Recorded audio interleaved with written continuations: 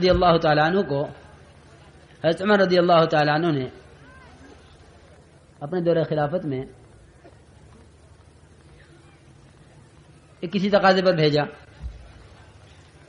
جو واپسی کا دن تھا، واپس آنے کا، بیوی صاحبہ کھڑی ہوئی تھی انتظار میں کہ بھی آئیں گے باہر سے، کیونکہ ملک سے باہر گئے ہوئے ہیں، شام گئے ہوئے ہیں. شام سے وہاں کے کپڑے، وہاں کے جوتے، وہاں کی چیزیں ہماری جماعت والی بیچارے کر لیتے ہیں. ہاں، ہم دیکھتے رہتے اپنے آپ بنگلے والی مسجد میں. ابھی آنے چند دن پہلے میں اوپر چھت پہ ٹہل رہا تھا، فجر کا بیان ہو رہا تھا، دیکھے کہ بھائی کیا کر رہا مجمع ہمارا. تو ایک آدمی بیچارہ اٹیچی کھولے بیٹھا تھا، اس میں سے کبھی یہ کپڑا نکالے یہ رکھے، کبھی یہ گھڑی نکالے یہ رکھے. کبھی میں نے کہا بھائی یہ تو کیا کر رہا؟ کہنے لگا جی کچھ نہیں، گھر جا رہا تھا، کچھ سامان لے لیا ابھی بچوں کے لیے. بچے کہیں گے اتنے دن میں جماعت میں سے آیا ہے، کچھ لے کر نہیں آیا ہمارے واسطے. کہ بچوں کے لیے سامان دیکھ رہا، بچوں کے لیے کچھ سامان لیا ہے، بیوی کے لیے کپڑا لیا ہے. اس نے صاف صاف بتا دیا، بھیا بڑے بھیا کے لیے گھڑی لی ہے، چھوٹے بھیا کے لیے. روتے پھرتے ہیں کہ جی 500 روپے تو میں نے جماعت میں لگانے تھے، 2000 روپے لے کر آیا تھا، 1500 روپے چوری ہو گئے. کیوں ہو گئے؟ کیونکہ 1500 روپے چوری اس لیے ہو گئے کہ اس کام کے لیے جو ہے لایا ہی نہیں تھا جس کام کے لیے نکلا ہے تو. جس کام کے لیے جو ہے لایا تھا اس کام میں چلے گئے.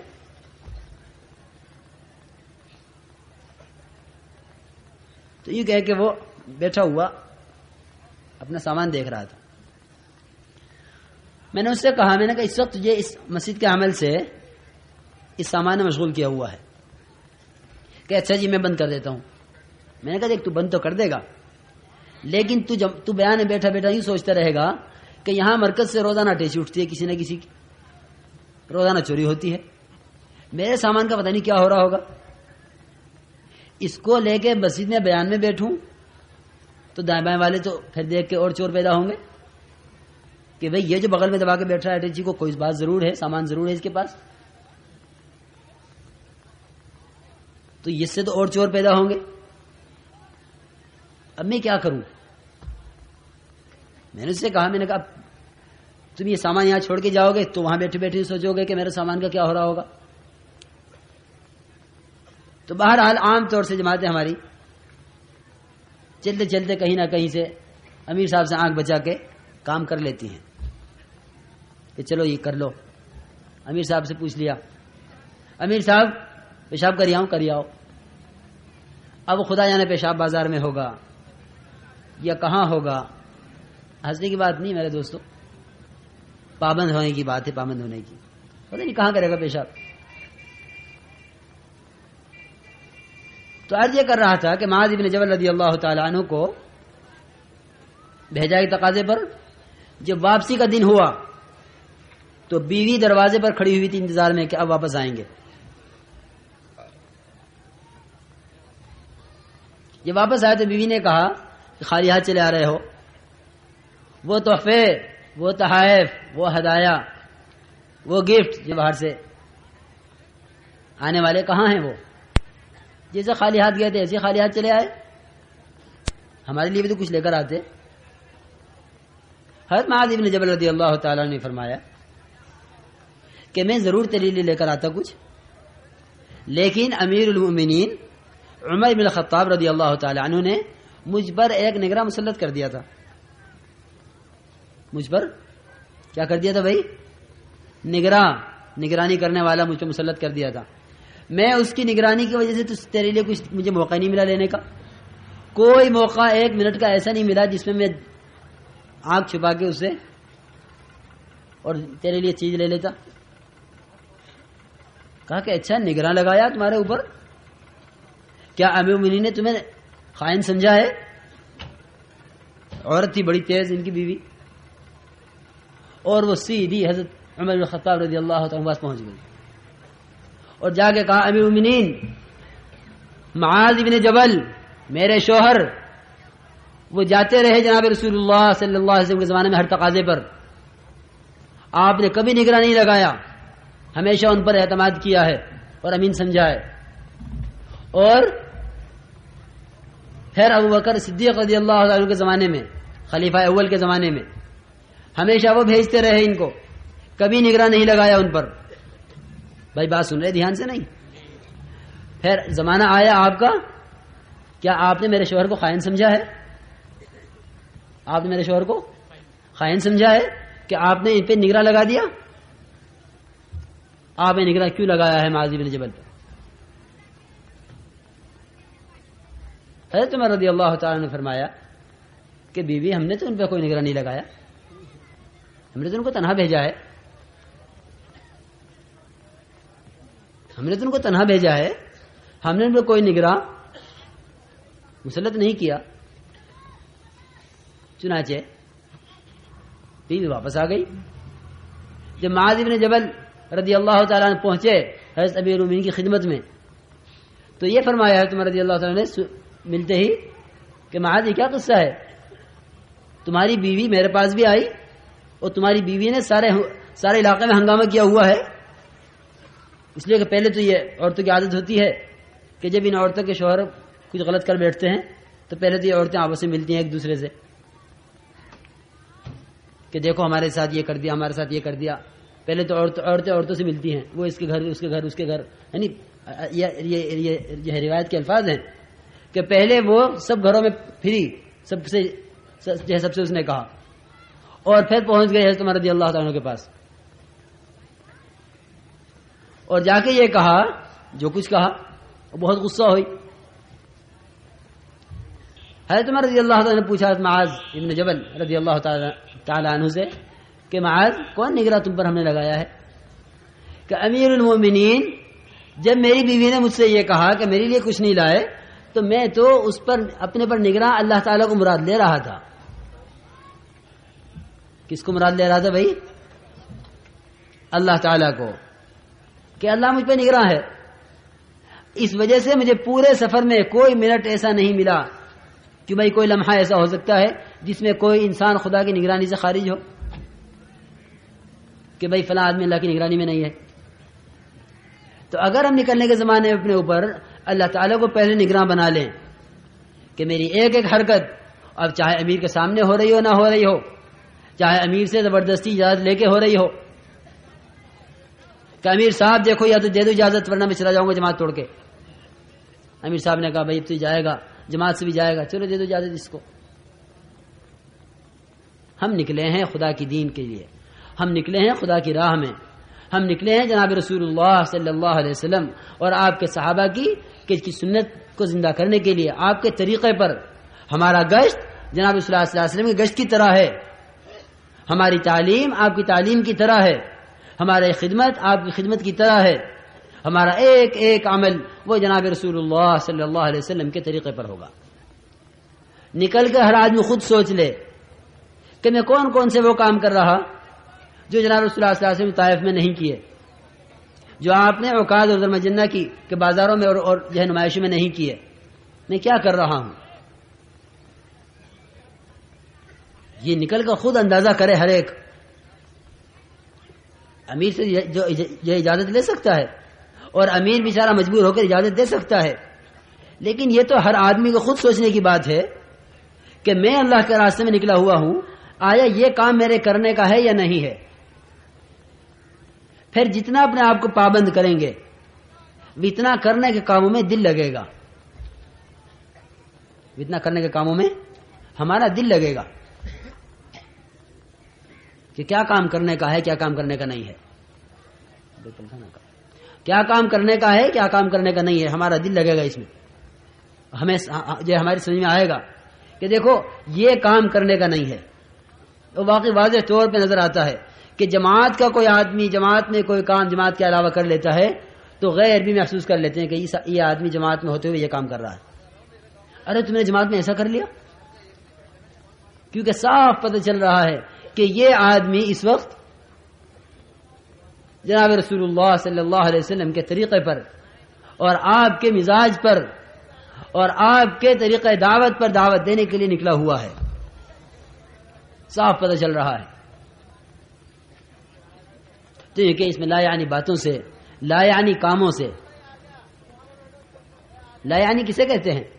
کہ لا یعنی اسے کہتے ہیں، لا یعنی اس کو کہتے ہیں جو اس وقت کے کرنے کا کام نہیں ہے، وہی لا یعنی ہے، وہی لا یعنی ہے جو کرنے کا نہیں ہے۔ جس کام کو کرنے کے لیے نکلے ہیں وہ کرنے کا ہے، جس کو کرنے کے لیے نہیں نکلے ہیں وہ کرنے کا نہیں ہے۔ آدمی بازار میں جاتا ہے، آپ کسی مریض کو، کسی کو خدا نہ کرے ہارٹ اٹیک ہو جائے، ہارٹ اٹیک کسی کو ہو جائے اور اس کو اٹھا کر اسپتال لے جا رہے ہوں، اس درمیان میں کسی کو خیال بھی آ سکتا ہے کہ تھوڑی دیر بازار میں ہوتی چلے، ذرا سے اس ہوٹل میں ہوتے چلے، ذرا یہ کپڑا دیکھتے چلو، ذرا اس دکان میں جھانکتے چلو، ذرا یہ پارک آ گیا اس میں ٹہلتے چلو تھوڑی دیر۔ ایک آدمی کی جان بھی بنی ہوئی ہے، اماں کا، ابا کا، بھائی کا، چچا کا، خالو کا، تائے کا، جتنے بھی گھر میں ہیں سب کے رخ اسپتال کی طرف، جلدی دوڑو، کیا ہوا؟ کہ فلاں صاحب کو اٹیک ہو گیا۔ ہم سب مریض ہیں، اور جسم کا مرض وہ تو موت تک چلے گا، موت کے بعد ہر ڈاکٹر چھوڑ کے الگ ہو جائے گا، لیکن جو روحانی امراض ہیں، یہ روحانی امراض ہمیشہ ہمیش کے لیے ہیں، یاد رکھو۔ جسمانی امراض وقتی ہیں، روحانی امراض دائمی ہیں، روحانی امراض دائمی ہیں۔ یہ حسد، یہ کینہ، یہ بغض و عداوت، یہ مال کی محبت، یہ نماز نہ پڑھنا، یہ روزہ نہ رکھنا، یہ اعمال صالحہ نہ کرنا، یہ غبن اور یہ خیانت، کیونکہ یہ جتنے امراض ہیں یہ امراض دائمی ہیں، یعنی جس طرح یہ امراض دنیا میں ہمیں تکلیف نہیں پہنچا رہے لیکن آخرت میں ہمیشہ کے لیے تکلیفیں پہنچائیں گے۔ تو کیا ممکن ہے یہ کہ بھئی کسی آدمی کو لے جا رہے ہیں اسپتال اور آدمی کسی اور کام میں لگ جائے؟ ہمیں ہر ایک بیمار ہے، ہر ایک اپنی اصلاح کے لیے، ہر ایک اپنے آپ کو اعمال کے اعتبار سے صحت مند کرنے کے لیے، ہر ایک اپنے اندر کو ٹھیک کرنے کے لیے نکلا ہوا ہے۔ اس میں کسی کو خیال نہ آئے کسی لایانی کام کا۔ اور لایانی کب ہوتی ہے؟ کیونکہ جب آدمی کو فرصت مل جاتی ہے کرنے کے کاموں سے۔ اپنے آپ کو مشغول رکھنا مستقل عمل ہے۔ اب گشت میں، اب تعلیم میں، اب ذکر میں، اب تلاوت میں، اب انفرادی دعوت میں مستقل اپنے آپ کو مشغول رکھنا ہے، تاکہ مستقل مشغول رکھنے سے مستقل لا یعنی کاموں سے، لا یعنی باتوں سے محفوظ رہے۔ پھر لا یعنی بات ہی نہیں، صرف نگاہ لا یعنی کام کر سکتی ہے، کان لا یعنی کام کر سکتے ہیں، ہاتھ لا یعنی کام کر سکتے ہیں۔ زبان کی لا یعنی کیا ہے؟ کہ وہ بولے جو یہاں بولنے کا جو یہاں بولنا نہیں ہے۔ ہم نکلے ہیں ایمان بنانے کے لیے، ایمان کے خلاف کوئی جملہ زبان سے نہ نکلے، ایمان کے خلاف کوئی جملہ زبان سے نہ نکلے، کہ وہ جملہ جو ایمان میں ضعف لائے گا، وہ جملہ اپنی مقام پر رہتے ہوئے ایمان میں اتنا ضعف نہ لاتا جتنا یہ ایمان کی محنت کے لیے نکلنے کے بعد ایمان میں ضعف لائے گا۔ ایمان کی راہ میں نکلا ہوا ہے ایمان کو بنانے کے لیے، کیونکہ اس وقت ایمان کے خلاف جو بولے گا وہ ایمان کو جتنا دھچکا پہنچائے گا اور وہ ایمان کو جتنا کمزور کرے گا۔ جس طرح کہ اس وقت خدا کے راہ میں نکل کر اس وقت کا ذکر، اس وقت کی تلاوت، اس وقت کی تسبیحات، اس وقت کا گشت، اس وقت کی تعلیم، کیونکہ یہ ایک ایک عمل، اور بقولِ یوسف رحمۃ اللہ علیہ کے کہ یہ ایک ایک عمل اعمال اس طرح کروائے گا، اعمال اس طرح کروائے گا جس طرح برسات میں سبزہ اگتا ہے۔ یہ کیا ہو رہا ہے کہ بارش ہے، موسم ہے، اس طرح یہ اعمال کا موسم ہوگا، کیونکہ اس وقت نکلنے کے زمانے میں تاجر کے ساتھ تجارت نہیں، کاشتکار کے ساتھ اس کی زراعت نہیں، اس کی کاشتکاری نہیں، ملازمت چھوڑ کر ہر آدمی چیزوں کے نقشے سے اعمال کی فضا میں آیا ہوا ہے، ہر آدمی چیزوں کے نقشے سے نکل کر اعمال کی فضا میں آیا ہوا ہے۔ اس لیے ہر ایک آدمی اپنے آپ کو پابند بنا کر چلائے گا۔ تو نکلنے کے زمانے میں یہ چند کام اہمیت سے کرنے کے ہیں، گشت ہو رہے ہوں، تعلیم ہو رہی ہو، تسبیح اور تلاوت ہو رہی ہو، انفرادی اجتماعی ملاقاتیں، دعوت دی جا رہی ہو، ہم یہاں سے نکلنے کے بعد سے ومن یخرج من بیتہ مہاجرا الی اللہ ورسولہ ثم یدرکہ الموت فقد وقع اجرہ علی اللہ، کیونکہ جو آدمی نکل لیا گھر سے اللہ کے اور اللہ کے رسول کی طرف ہجرت کر کے، کیونکہ اس پر اجر ملنا شروع ہو گیا کہ نہیں جی دیکھو میرے دوستو، وقت تو جب سے لگائیں گے جب جماعت وہاں پہنچ جائے گی جہاں کا رخ بنا ہے، لیکن جب سے گھر سے نکل چکے ہیں اس وقت سے لے کر گھر پہنچنے تک ہمیں درمیان میں کوئی کام ایسا نہیں کرنا ہے کہ یعنی کہ جب جماعت میں پہنچ جائیں گے وہاں جماعت شروع ہوگی، نہیں، جب سے جماعت میں نکل چکے ہیں، گھر سے نکل چکے ہیں، اللہ تعالیٰ قرآن پاک میں یہ نہیں فرما رہے تم اسٹیشن پہنچ جاؤ گے یا جہاں کا رخ بنا ہے وہاں کے اسٹیشن میں جا کے اتر جاؤ گے تب جماعت میں شمار کیے جاؤ گے، نہیں، من یخرج من بیتہ سے بات شروع ہو رہی ہے، جو اپنے گھر سے نکل گیا اس کے لیے اجر شروع ہو گیا۔ ہم جس علاقے میں جائیں گے اس علاقے میں مختلف قسم کے لوگ ہوں گے، وہاں علماء بھی ہوں گے، وہاں صلحاء بھی ہوں گے، وہاں بڑے بڑے تاجر بھی ہوں گے، وہاں بڑے بڑے زمیندار بھی ہوں گے جنہیں ہم بڑا بڑا کہتے ہیں۔ سب سے پہلی بات تو بنیادی میرے عزیز دوستو یہ ہے، ہم دنیا کے کسی کونے میں چاند پر پہنچ جائیں یا دنیا کے کسی علاقے میں پہنچ جائیں، بڑے سے بڑے مالدار کے پاس، بڑے سے بڑے وزیر کے پاس، بڑے سے بڑے صدر کے پاس، بڑے سے بڑے نقشے والے کے پاس، بڑے سے بڑے اکثریت والے کے پاس، بڑے سے بڑے باغ والوں کے پاس، بڑے سے بڑے کارخانے والوں کے پاس، صنعت کاروں کے پاس، جہاں پہنچ جائیں اس بات کا ہر ایک اپنے دل میں یقین رکھے، ہر ایک اپنے دل میں اس کے استحضار رکھے کہ خدا کی قسم میں جس نقشے کو لے کر جا رہا ہوں یہ نقشہ انبیاء والا نقشہ ہے اور اس سے بڑا کوئی نقشہ ہو نہیں سکتا، یہ سب سے بڑا نقشہ ہے اور یہ ہمیشہ کی کامیابی کا نقشہ ہے، اس یقین کے ساتھ ہر آدمی چلے۔ میاں ان سے کیا بات کریں، یہ تو بہت بڑے تاجر ہیں، ان کے پاس کہاں فرصت ہوگی؟ جو تاجر کے پاس تجارت کا نقشہ لے کر جا رہا ہے وہ دعوت کا نقشہ، اور جو داعی، جو دعوت دینے والا، جو جماعت میں جانے والا متاثر ہو کر جا رہا ہے وہ متاثر کر نہیں سکتا، یہ تو مدعو ہو کے جا رہا ہے۔ داعی تو وہ تاجر بنا، داعی تو وہ کاشتکار بنا، داعی تو وہ صدر صاحب بنے، اگر تم متاثر ہو کے جا رہے ہو تو تم مدعو ہو، داعی نہیں ہو۔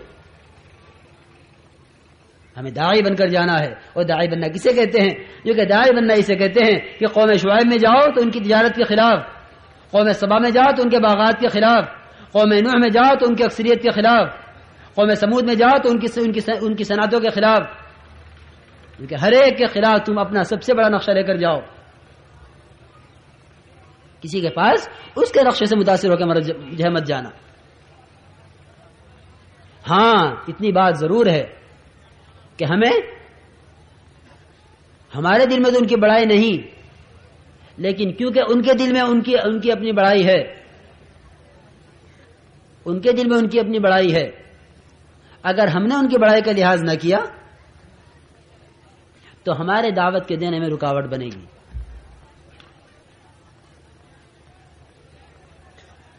وہ ان کے دل میں جو ان کی اپنی بڑائی ہے، ہم دعوت دینے میں ذرا نیچے نہیں اتریں گے کہ نہیں جی ان سے تو صرف 3 دن کی بات کرو، اس سے زیادہ بات نہ کرنا ان سے۔ یاد رکھو گشتوں میں 3 چلے کی کھل کر دعوت دینی ہے، اگر اللہ اور اللہ کے رسول کا تعصب ڈال رہے ہو، اگر اپنی ذات کا تعصب ڈالنے گئے ہو تو اپنی ذات کے اس پہ تعصب ڈالو گے، اس کو سوچو کہ بھائی ان کو تو 3 دن کے لیے کہہ دینا ہی کافی ہے، اور یوں سوچو گے کہ جو آدمی بالکل فارغ ہوگا گھر سے، جس کے آگے پیچھے کوئی نہ ہو، جس کا کوئی کمائی دھندا کچھ نہ ہو، اس کو جا کے دعوت دے سکیں گے 3 چلے کی، لیکن اتنے مشغول آدمی سے ہم 3 چلے کیسے کہہ سکتے ہیں؟ اور یہ بھی خیال نہ کرنا کہ میرے تو 3 چلے لگے نہیں، میں کسی سے کیسے کہہ سکتا ہوں۔ عام طور پہ سننے میں ملے گی بات، عام طور سے لما تقولون ما لا تفعلون، لما تقولون ما لا تفعلون، لما تقولون ما لا تفعلون، کہ جس کام کو تم کرتے نہیں اسے کہتے کیوں ہو؟ یہی آیت کا مطلب ہے، یہی آیت کا مطلب ہے بھائی کہ جس کام کو کرتے نہیں اسے کہو بھی مت، یہ مطلب نہیں ہے۔ لما تقولون ما لا تفعلون، اس وقت اس بات کو کہتے کیوں تھے جس کو اب کرتے نہیں ہو؟ ہم یوں جہاد کریں گے، ہم یوں خدا کی راہ میں جو قربان ہوں گے، ہم یوں جانیں لٹائیں گے. اب جب وقت آیا جہاد کا، اب جو خدا کی طرف سے جہاد فرض ہوا اور اللہ کی راہ میں نکلنا طے کیا گیا، حکم آیا، تو اب نکلتے نہیں ہو. لما تقولون ما لا تفعلون، اس بات کو کرنے کو کہتے کیوں تھے اس وقت جس کو اب کر نہیں رہے ہو. اس لیے میرے عزیز دوستو بزرگوں، ہمیں کہنا ہے اور کہتے کہتے ہی کرنا آئے گا. ہم دعوت دینے میں نیچے نہیں اترنا ہے، بلکہ دعوت دینی ہے جم کر. ایک ایک آدمی طے کر لے انشاءاللہ کہ ہمیں اللہ کی راہ میں نکل کر 3 چلوں کی دعوت دینی ہے جم کر. گشتوں میں، تعلیم میں، خدمت میں، ہر عمل میں اپنے آپ کو لگانا ہے. تو جب ہم کسی علاقے میں جائیں گے، اول تو ہمارے جانے کی کیا صفت ہو. ہمارے بھائی بیٹھ جاؤ بھائی میرے دوستو، اللہ تمہیں جزائے خیر دے.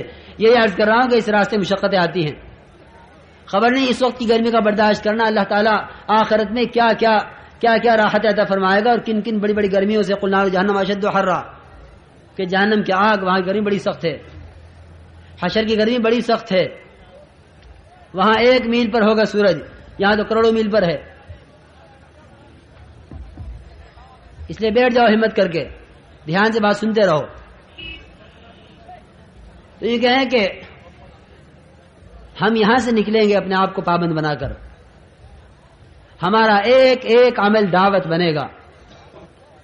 اگر جماعت ہنستی ہوئی بھی جا رہی ہے تو یہ کہ ہمارا ہنسنا بھی دعوت بنے گا، اور اگر جماعت ذکر کرتی ہوئی جا رہی ہے تو ہمارا ذکر دعوت بنے گا. اب یہ خود سوچ لو کہ ہم ذکر کو دعوت بنانے کے لیے نکلے ہیں، ذکر کی طرف امت کو لانے کے لیے نکلے ہیں، یا ہم امت کو کہ جس طرح ہنس رہے ہو ہنستے رہو اس لیے نکلے ہیں. نکلتے ہی ایک ایک عمل ہمارا دعوت بننا شروع ہو جائے گا. ہم اسٹیشن پہ ہیں، ہم ٹرین میں ہیں، ہم بس میں ہیں، ہم اڈے پر ہیں، ہم کسی مسجد کے باہر ہیں، ہم کسی بازار میں ہیں، ہمارا ہر جگہ کا ہر عمل دعوت بنے گا. بقمان صاحب رحمۃ اللہ علیہ کے اگر یہ جماعت والے کچھ بھی نہ کریں، یہ خاموشی سے جائیں اور واپس آ جائیں جماعت میں سے، ان کا یہ عمل بھی دعوت بنے گا. ان کا یہ عمل بھی دعوت بنے گا. کیونکہ جب ہم اللہ کے راہ میں نکل کر دعوت دیں گے تو ایک تو ہم اپنی دعوت دینے میں کسی سے متاثر نہیں ہوں گے، اور ایک اللہ کے راستے میں نکل کر ہمیں کسی کا مدعو نہیں ہونا ہے، بلکہ ہمیں داعی بننا ہے اور ہر ایک کو داعی بنانا ہے. مدعو بننا کسے کہتے ہیں؟ کہ علاقے میں داخل ہوتے ہی اگر اپنا کھانے کا انتظام کر لیا تو داعی بن گئے، اور اگر اپنا کھانے کا انتظام نہیں کیا تو کیا بنے بھائی؟ کیونکہ مدعو بن گئے. کوئی بھی آئے گا کہ میاں جماعت آئی ہے، بظاہر کھانے پینے کا انتظام ان کے پاس نہیں ہے، تو چلو ان کے کھانے کا انتظام کرو. اور جس نے تم پر پہلے حملہ کر دیا وہی کامیاب ہو گیا، اور جس پر تم پہلے چھا گئے تم کامیاب ہو گئے. سب سے پہلے جاتی ہماری دعوت ہوگی کہ بتاؤ 3 چلے کے لیے کون تیار ہے، بتاؤ ہمارا ساتھ دینے کے لیے کون تیار ہے. جناب رسول اللہ صلی اللہ علیہ وسلم کے گشت میں سب سے پہلی بات کہ میری مدد کون کرے گا، یہ نہیں مجھے کون کھلائے گا، مجھے کون پلائے گا، ہماری دعوت کون کرے گا. میں یؤمنی، ہمیں ٹھکانہ کون دے گا، یعنی ہمیں آج ہم یوں کہیں کہ ہمیں ملاقاتیں کون کروائے گا، ہمیں مسجد میں رہ کر ہمارے ساتھ ان تقاضوں کو کون پورا کروائے گا. تو یہ کہ جاتے ہی ہمیں اپنا کھانا پکا لینا ہے، اپنا کھانا ہمیں خود پکا لینا ہے جاتے ہی، تاکہ علاقے والے یوں نہ سمجھے کہ ان کے پاس کھانے کو نہیں ہے. تو جو اپنا کھانا پکا کر لے آئیں گے ان کی تشکیل ہم نہیں کر سکیں گے. جب ان کی تشکیل کا وقت آئے گا وہ یوں کہیں گے کہ دیکھو ہماری بلی ہمیں ہی میاؤں، کیوں بھائی ہوگا نہیں، ہم نے تینہیں کھانا کھلایا اور یہ ہماری تشکیل کر رہے. ہم داخل ہوتے ہی اگر ہم نے داخل ہوتے ہی اپنا کھانا نہ بنایا، بھائی یہ کیا ہو رہا ہے میرے دوستو بیٹھ جاؤ اللہ جزائے خیر دے، بھائی ان کو بٹھائیے ذرا خوشامد کر کے، بھائی جو جہاں کھڑا ہے وہیں بٹھا دو. تو یہ کہے کہ ہم جاتے ہی اپنا کھانا بنا لیں گے، خدمت کے ساتھ ہی جاتے ہی متعین کر لیں گے کہ بھائی یہ خدمت والے ہیں، جاتے ہی متعین کر لیں گے. اور جب کوئی آئے گا محلے والا کہ بھائی کھانا کر، ہمارا کھانا تیار ہے، پک رہا ہے، ہم تو تمہارے یہاں اس مقصد کے لیے آئے ہیں، تو ایک تو جاتے ہی اپنے آپ کو فارغ کر لینا ہے ان کے کھانوں سے، ان کے سامان سے. اور ایک میرے دوستو اسی میں سے یہ بھی ہے کہ کسی سے کسی چیز کا سوال نہ ہو. جو کہ جب کسی چیز کا سوال کیا جاتا ہے تو سوال کرنے سے دل پھٹتے ہیں. ایک تو کسی کے کام آنا، اپنی چیز کسی کو دے دینا استعمال کے لیے، ایک ہے کسی سے سوال کرنا، آپس میں سوال ایک دوسرے سے یہ بھی نہ ہو، اور علاقے میں جا کے علاقے والوں سے سوال کہ جی ہم وہاں سے چلے ہیں، برتن نہیں لا سکے ہیں، ذرا برتن کا انتظام کر دو. ہم وہاں سے چلے تھے، یہ چیز نہیں لا سکے، اس کا انتظام کر دو. ہمارے ایک ساتھی کے پاس اب سردی آ رہی ہے کہ بھائی رضائی نہیں ہے، ذرا ایک رضائی کا انتظام کر دو. جناب رسول اللہ صلی اللہ علیہ وسلم نے صحابہ سے بیعت لی ہے اس پر کہ کسی سے سوال نہیں کرو گے، کیونکہ ہم میں سے ہر ایک کا یہ حال ہو گیا تھا. صحابہ فرماتے ہیں کہ ہم میں سے ہر ایک کا یہ حال ہو گیا تھا کہ اگر اس کا کوڑا بھی گر جاتا تھا اس کی سواری سے تو وہ سواری کو بٹھاتا تھا، اترتا تھا، کوڑا اٹھا کے خود کوڑا اٹھا کر لے جاتا تھا اپنا. حضرت ثوبان رضی اللہ تعالیٰ عنہ یہ عہد کر لیا کہ کبھی کسی سے سوال نہیں کروں گا، یہ عہد کر لیا تھا، یہ عہد کر لیا تھا کسی سے کبھی سوال نہیں کروں گا. کیونکہ اس عہد پر کوڑا ان کا گرتا تھا اور چلتے چلتے سواری کے اوپر بیٹھے ہوئے ہوتے تھے، کوڑا گرا تو نیچے کسی کے مونڈے پر گرا، کوڑا کسی کے مونڈے پر گرا، کہا کہ رہنے دو، میں نہیں کہتا کہ اٹھا کر دو. خود سواری سے اترتے تھے اور آ کر اس کے مونڈے سے کوڑا اٹھاتے تھے. روایت میں اسی طرح ہے کہ ہمیں سوال کرنے کو منع کیا ہے، کیونکہ وہ تھے جنہوں نے طے کیا تھا کہ کسی سے سوال نہیں کرنا. ساری دنیا میں دعوت ان سے پہنچی ہے. قیصر اور کسریٰ جیسے مالدار اس پر زیر ہوئے ہیں کہ تم کسی سے سوال نہ کرو. کسی سے سوال نہ کرنے کا کیا مطلب ہے؟ کہ جو کسی سے سوال نہیں کرتا اللہ اس کا کفیل ہوتا ہے. جو آدمی سوال کا دروازہ کھول لیتا ہے اس پر فقر کا دروازہ کھل جاتا ہے، اور جو آدمی غنا اختیار کر لیتا ہے اس پر اللہ تعالیٰ کی طرف سے مال کا دروازہ کھل جاتا ہے. وَمَن يَسْتَغْنِ يُغْنِهِ اللَّهُ. تم لوگوں کے پاس جو کچھ ہے اس سے جو ہے لاپرواہ ہو جاؤ تو اللہ تعالیٰ کے پاس جو کچھ ہے اللہ تعالیٰ اس کے دہانے تم پہ کھول دے گا. تو کسی سے کسی چیز کا سوال نہیں کرنا. میں آپ کی چیز استعمال کر لوں، میں آپ کا یہ لے لوں، میں ذرا یہ لے جاؤں، کیونکہ اس سے آپس میں دل پھٹیں گے.